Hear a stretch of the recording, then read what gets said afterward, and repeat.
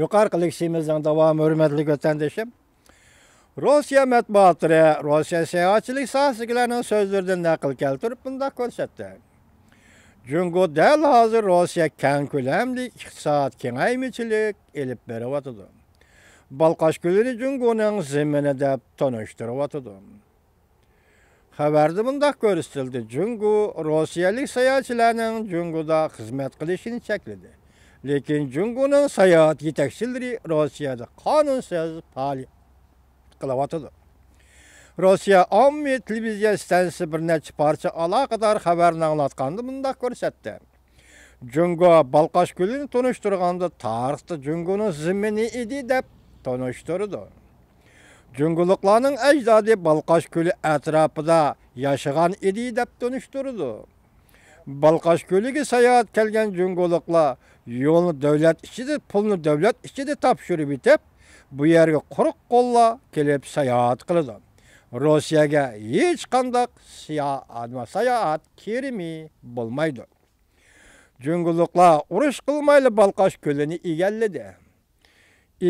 Egiz tamlarni qo'pirib, hatta quyosh nurini to'sib oldi. Jungo Rossiyaning qo'shnisi. Rossiya intayin eg'ar xirisqa duch keldi. Irkutsk oblastlik birlik kelgan Rossiya hokimiyat beshidagi partiyaning a'zosi va Rossiya Duma'ning a'zosi Sergi mundaq ko'rsatdi. Balqash ko'li atrofida yuz bergan ahvollar intayin eg'irlashdi. Kelgusida Balqash ko'li keladigan sayohatchilarning soni 1 milliondan oshib ketishi mumkin. Aloqador taraflarning Jungolikning Balqash ko'li atrofidan yer setib olishni cheklashga murojaat qilaman. Qudratli Jungo bizga qo'shni bo'lib turibdi. Rossiya hozir intayin eg'ar xirasga duch keldi.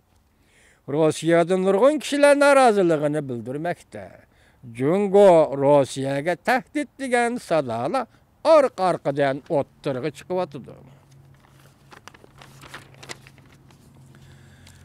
Hükümetle o'ttirisidagi munosabatlarga o'xshamaydigan bir taraf fuqarolar orasida Jungo Rossiya munosabati yaxshi emas degan gaplar ko'paydi. Iqlim masalalari obzorchisi Nikolayskiy mundaq ko'rsatdi. Rossiya bilan Jungoning munosabati murakkab. Jungo amaldorlari Rossiyani ziyorat qilganda norozilik namoyishi ko'tarmagan bo'lsa-mu, Jug'rofiya jihatdan aytganda Jungo qarshi faoliyat bo'layotgan rayonlar Rossiyada intayin ko'p. Biroq Iroq Sharq, Sibiriya, Rossiyaning Yevropa qismi, Rossiyaning janubiy Krasnoda chegara rayoni qarashliq joylarda Jungoga qarshi harakatlar ko'p o'ttirg'i chiqyapti. Tinch yaqinqi qarshilik harakatlari Jungoning Rossiyada Simont zavod qurishiga qarshi bo'lib namoyish bilan ifodalandi. O'zgarish to'rbetida chiqarilgan murojaatnomada ko'rsatilishicha, Jungoning Balqash ko'lini egallaganligiga norozilik bildirib qolmasdan, yana boshqa norozilik va murojaatnomalarda Sibiriya va Iroq Sharqda jungoliklarning o'rmon kesishini to'xtatish, Balqash ko'li atrofida suqochalash zavod qurishni to'xtatish, Jungo bozoridagi it go'shtini Rossiyaga elib kelib sotishni to'xtatish talab qilindi.